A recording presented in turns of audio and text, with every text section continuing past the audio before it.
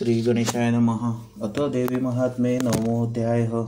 श्री गणेशाय नमः। श्री चंडिकाय नमः। शौनकादी म्हणती सुतासी सुरथराज म्हणे, मेघा ऋषी रुचित हे आख्यानाम असे निरूपिले स्वामी. या देवीचे हे चरित अगाध, त्यात रक्तबीजाचा वध तो आम्ही ऐकला असा वध चित्त आपुले करून या पुन्हा ऐकाव्या लागून चित्त असे माझे मन.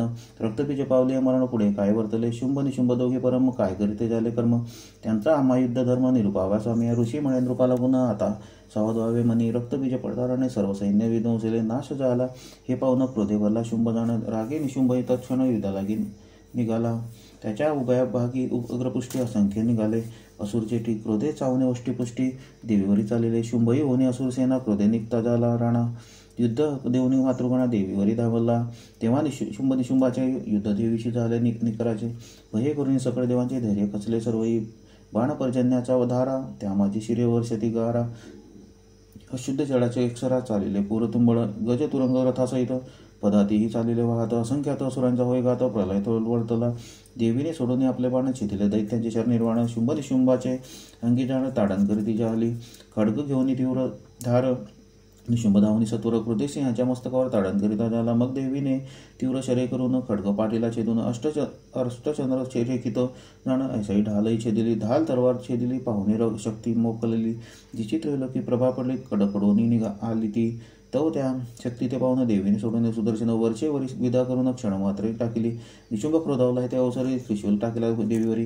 देवीने तो मुष्टी प्रहारी चूर्ण केला क्षण. मग गदा तोलनी असुर टाकीता झाला देवीवरती. देवीने त्रिशूले सत्वर भस्म केले क्षणमात्र. त्यानंतर परशु घेऊन धावता झाला ते क्षणी. देवीने तीव्र बाण मारून भूमीवरी मूर्छित पाडिला. निशुंभ पडता भूमीवरी. क्रोधे शुंभ धावला सत्वरे. बैसोनी या रथांतरे आयुधे धरी घरात.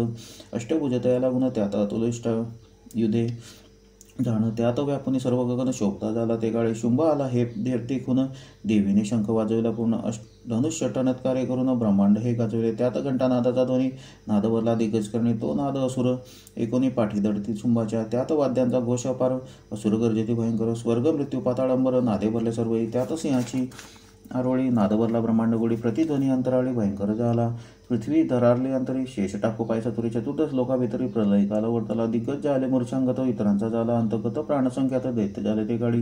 त्यात काली उड्डाण वरून तोही कराते उभारून. आकाश पृथ्वीचे ताडण करते झाले ते गाडी. ब्रह्मांड गरजिले ऐसा नाद, पूर्वी झाला तो प्रसिद्ध.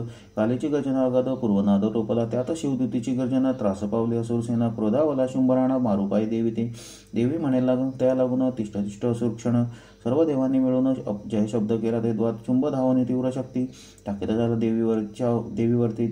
जिच्या ज्वाला आकाशी धावती, प्रलय अग्निसारख्या तैशीच्या देवीने शक्ती सोडून तिचे केले निवारण. शुंभाच्या सिंहनादे करून लोकत्र व्यापले.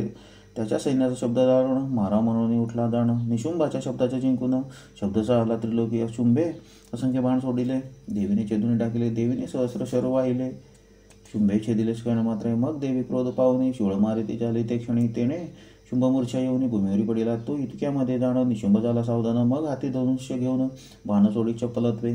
चंडी केते आणि काली ते, सिंह आणि इतर शक्ती ते. असंख्यात बाण मारून ते व्याप्त करिता झाला. निशुंभ अत्यंत मायावी जाण, दशसहस्र भुजे करून 10 सहस्र चक्रे सोडून देवी झाकिली त्याने तयाने. तेव्हा देवी क्रोध पावले, असंख्य बाण सोडिती झाले. दशसहस्र चक्रेशी दिली, क्षण मात्र न लागता. आणि आपले बाणी करून टाकले त्याचे शर छेदून. निशुंभ झाला क्रोधायमान, गदा घेऊन धावला. गदा प्रेरणी चंडिकेवरील निशुंभ तेव्हा गर्जना करी. देवीने तीव्र खड्गधारी गदा छेदून पाडिले. इतक्यात घेऊन या शिवळ निशुंभ धावला तत्काळ. तव देवीने हृदय कमळ शिवळ प्रेरुनी फोडिले. त्याच्या भिन्न हृदयापासून दुसरा निशुंभ निघाला जाण. महापराक्रमी बलसंपन्न तिष्ठ बोलेला. सवेची चंडिकेने हास्य करून हृदय खड्ग मारेला धावणे. निशुंभाचे मस्तक छेदून धरणीवरी पडले. तेव्हा सुदळे हाकार आकांत वर्ततात झाले थोर. निशुंभ राज महासुर समरांगणी पडिला. 9 कोटी मूर्ती समेत 64 कोटी चामुंडासहित देवी रणांगणी विलसत लागला वाद्यांचा गजर.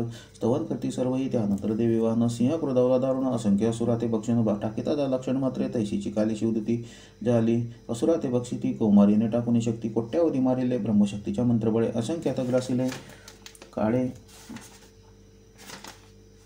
महेश्वरीच्या त्रिशूळे. भस्म झाले रणांगणी असो महिषारूढ ते वाराही. असुर मारिले तुंड घाई. त्यांते खंडविखंड पायी वैष्णवी करी चक्राते इंद्रशक्ती वज्रशक्ती सोडून तेव्हा असुरांची करी रकडण कित्येक गेले मरण दृष्टीपाते नृसिंहच्या तेव्हा कित्येक नाश पावले कित्येक रणातून पळाले कित्येकांचे तुटून गेले हस्तपादर रणांगणे कित्येक कालीने बक्षिले काही दिशोदुतीने विनाशिले कित्येक सिंहाने खादले विध्वंसले सर्व देवा हर्ष झाला मातृगणिक आनंदला असो या प्रकारे झाला निशुंभ वदत्या समरी आता पुढील दय जाण शुंभरणी पावेल मरण हे मा सरस्वतीच्या आख्यान सांगता झालं तुझ लागे हे महात्म्य सुरस बहुत तैशेचे पवित्र निश्चित श्रोत्या वक्त्याशी करून पुनित सद्वसना पूर्वी पै व्यासे जैसे वर्णन केले तैसेचे येथे निरूपले याच्या श्रवणपटणे वहिले देवी संतुष्ट होत असे त्या देवीशी नमस्कार माझ्या शोध निरंतर तिचे पादस्मरणे सादर राममान मनासी लावी गी एव श्री मार्कंडे पुराणे सवर्णिके मन्वंतरी देवी भगवती महात्मे मा सरस्वती व्याख्याने नवमोऽध्यायः श्री जगदंबार्पणमस्तु।